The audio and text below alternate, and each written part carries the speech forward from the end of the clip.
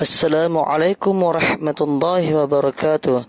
Sahabat YouTube dimanapun berada, sebelum nonton video ini jangan lupa like and subscribe. Terima kasih. Itu diberikan kepada pondok pesantren untuk melatih. Khususnya pada kita ini, segala kegiatan yang ada pada pemerintah itu diberikan kepada pondok pesantren untuk dilakukan. Apa saja kegiatan, apa saja. Contoh saja pada baris berbaris itu. Jauh sebelumnya, untuk mengatakan siapa yang juara nanti di sini kan? Oh, ini yang juara. Dari mana ini? Dari pondok pesantren yang ada di sana. Itu jauh sebelumnya sudah menyatakan bahwa kegiatan apapun yang ada di sekitar kita itu masuk di dalam kegiatan-kegiatan pondok. Padahal itu adalah kegiatan integrasi. Pada mulanya kegiatan integrasi oleh guru Andre Gupta, Abdurrahman Ambotale ini sebenarnya kurang menyetujui. Tapi lama-kelamaan akhirnya mereka yang ada menyetujui apa yang disebut dengan integrasinya pemerintah. Sama kegiatan yang kita akan lakukan, kita akan bicarakan pada hari ini adalah masalah Maulid Rasulullah Shallallahu Alaihi Wasallam. Dengan mengundang berbagai pihak, kita akan membicarakan hari pesantren yang ditetapkan oleh pemerintah. Kita akan membicarakan kegiatan guru karena adanya hari guru. Kesemuanya itu masuk di pondok pesantren untuk dikerjakan, untuk dilaksanakan bersama. Jadi seolah-olah sekarang ini tidak ada lagi jalan bahwa tidak ada lagi kegiatannya masyarakat tanpa pesantren. Tidak ada lagi kegiatan yang bisa kita lakukan di sini kecuali melalui pondok pesantren. Saya bikin itu bawa di pesantren ini, bawa di pesantren kelas agar memudahkan pelaksanaannya. Inilah namanya integrasi ke pondok pesantren. Tapi banyak juga di antara kita adanya integrasi ke pondok pesantren itu banyak juga di antara kita kurang mengerti apa yang ada di dalamnya, padahal harus kita mengerti apa yang ada di dalamnya yang disebutkan dengan integrasi. Integrasi itu karena berkah adanya pemilihan mata pelajaran yang ada di pesantren. Itu adalah dihargai oleh pemerintah, dihargai oleh masyarakat. Jangan kita menilai sendiri mata-mata pelajaran yang ada. Pemerintah mengakui adanya pembinaan nahwu syaraf yang ada di pesantren. Pemerintah mengakui adanya pembinaan ilmu balaghah yang ada di pesantren, ada ilmu aruri yang ada di pesantren. Tapi ini adalah berbicara di kemudian hari ini harus lengkap semuanya bagi kita. Ada bagi kita oleh karena mungkin ada hal yang menyebabkan mungkin pengaruh guru atau pengaruh apa sehingga belum lengkap di suatu pesantren. Padahal ini penting diakui oleh pemerintah, diakui oleh para masyarakat yang ada, bahwa seakan-akan masyarakat itu kalau orang berbicara di hadapan masyarakat hanya berdasarkan ilmu aruni diberikan, dia terima. Hanya berdasarkan ilmu yang ini diberikan kepadanya, dia terima.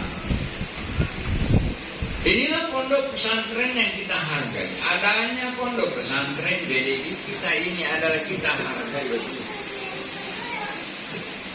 Jangan menilai bahwa pondok pesantren ini karena begini modelnya. Semuanya itu pesantren yang diciptakan oleh orang-orang yang ada di sekitarnya, semuanya sama. Pondok pesantren yang ada di Mangkosong sama yang ada di sini, yang ada di Pangkep adalah sama, tidak ada bedanya. Cuma pengelolaannya harus berbeda. Bagaimana di Takalasi punya pengelolaan yang bagus, punya pengelolaan yang bagus, mau diapakan? Seperti tadi ditegur oleh sekretaris pengurus bahwa tolong itu pemain bola yang ada di bawah, ya bukan hanya guru olahraganya, tapi tidak semua yang ada di sini. Bagaimana mengaturnya dengan baik supaya itu tidak terjadi. Ada yang kena kepalanya orang, ada yang kena ininya dan sebagainya. Nah, supaya itu berjalan dengan baik. Ini kita berbicara masalah pesantren ke depan. Itu mata pelajaran yang ada di setiap yang ada di pesantren harus diwujudkan ciri khasnya. Wujudkan ciri khasnya. Guru mata pelajaran nahwunya di sini, wujudkan apa ciri khasnya kamu mengajarkan nahwu yang ada di sini. Mengajarkan saraf di sini apa ciri khasnya. Mengajarkan faraid di sini apa ciri khasnya. Mengajarkan ilmu biologi apa ciri khasnya. Kalau kita berbicara masalah pesantren itu ada ciri khas sehingga tertarik semua orang yang ada, tertarik oleh pemerintah, tertarik para masyarakat. Sehingga itu pondok pesantren kalau orang berbicara selalu teratas. Ini kan pondok pesantren sudah ada yang mengatur. Ada yang mengatur pondok pesantren, sudah ada di Departemen Agama yang mengatur pondok pesantren. Itu karena pentingnya pondok pesantren. Ini adalah diakui semua lembaga pendidikan yang kita akui pertama itu lembaga pendidikan adalah pendidikan pondok pesantren. Karena tidak ada yang lain bisa menciptakan seperti pondok pesantren, mempelajari katanya umum. Hanya orang mengatakan ada pendidikan umum, ada namanya pendidikan agama, kecuali pesantren atau sekolah agama yang ada, kecuali pesantren betul-betul menciptakan di situ anak-anak. Itulah diminati oleh semua orang. Itulah diminati oleh orang. Bagaimana anak saya ini mengerti, dia memahami agama, dia memahami pendidikan umum. Itulah yang diminati oleh orang sebenarnya. Sehingga pondok pesantren itu selalu kita bina dengan baik dengan berbagai macam keadaannya. Jadi benar apa katanya pimpinan pesantren? Apa benar sekali katanya pimpinan pesantren di bawah? Orang yang mau main-main di sini lebih baik dikeluarkan. Begitu bahasa kasarnya. Cuma dia mengatakan demikian bahasa yang halus. Lebih baik dikeluarkan. Kalau ada guru hanya main-main, apa namanya, main-main biasa, hanya datang. Dia walaupun dia mungkin tidak mengajar, ya begitulah. Lebih baik kasih tahu. Lebih baik kamu angkat koper saja di sini, pilih sekolah di mana kamu inginkan yang begini. Inilah dihargai, sangat menghargai. Saya sendiri menghargai namanya pondok pesantren ini. Apalagi dia Takalasi perlu pengembangan kepada kita lah semua, perlu mengembangkan ini bagaimana betul-betul akan menyamai dengan pendidikan pesantren yang ada di Pulau Jawa, pendidikan pesantren yang sudah mempunyai nama di Sulawesi Selatan seperti di Palopo. Itu yang perlu, sehingga perlu adanya ini Studi bandingnya di pondok-pondok pesantren yang ternama yang ada di sana. Mau ke Palopo, ada di Sinjai, untuk mengetahui bagaimana pembinaannya. Untuk kita lakukan juga di sini. Jadi disatukan di tempat kita, sehingga menjadilah di tempat kita ini paduan antara seluruh pesantren ada pada pesantren kita. Siapa yang akan lebih maju? Santri yang akan lebih maju. Santri yang ada yang akan lebih maju nanti. Nanti kita akan ini membicarakan masalah Maulid Rasulullah SAW, kegiatan-kegiatannya hari santri. Itu kegiatan hari santri ya, itu diperbaiki. Karena ini adalah keinginan masyarakat, keinginan pemerintah yang ada di pondok pesantren. Banyak sekolah tidak mampu melakukan kegiatan-kegiatan seperti ini. Banyak. Nanti melalui dari atasannya baru dia lakukan. Di pesantren itu kegiatan terjadi, dia tidak ada uang. Tidak ada uangnya juga terjadi. Dapat terlaksana. Dia tidak ada uang, dia dapat terlaksana. Ada sekolah nanti ada uangnya baru terlaksana. Di sini adalah sisa pengembangan dari kita, mengembangkan bidang-bidang studi yang ada, bagaimana betul-betul itulah yang dibangun, terwujud di pondok pesantren BDI dan kelas ini. Inilah yang diharapkan kepada kita semua. Adanya hari guru lagi dibuat oleh pemerintah, namanya hari guru, kegiatannya itu dibuat semacam rupa bagi kita. Jadilah ciri khas supaya bagaimana pondok pesantren BDI dan kelas ini diminati oleh pondok pesantren yang lain, dilihat oleh yang lain, terutama keindahan. Salah satu yang menarik di kelas ini, dulu saya di masih kosong. Apa yang paling menarik di kelas ini, yang saya kagumi di kelas ini, pondok pesantren di kelas ini adalah keindahannya. Keindahannya. Dibandingkan dengan yang kita tempati, keindahannya orang lebih bagus, penataannya orang lebih bagus. Jangan bangga karena begini santri, walaupun sedikit santri, tapi membanggakan bagi kita semua itu yang diharapkan. Jadi mari kita sama-sama ini membangun pondok pesantren dari pimpinan, dari bawahan, dari santri semuanya agar menjadi bagus semuanya. Nah oleh karena itu kita semuanya mengharapkan yang demikian untuk ke depan membangun pondok pesantren.